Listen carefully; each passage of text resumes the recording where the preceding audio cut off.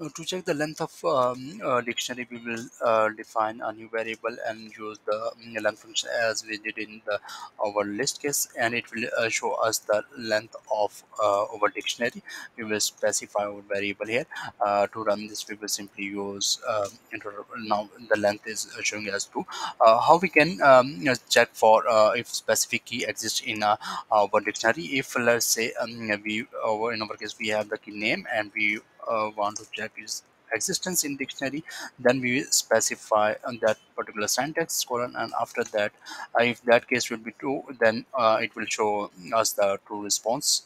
We just mentioned for the existence, let's say if name in key, then we are showing this much. To run this, it's saying that name exists in the key.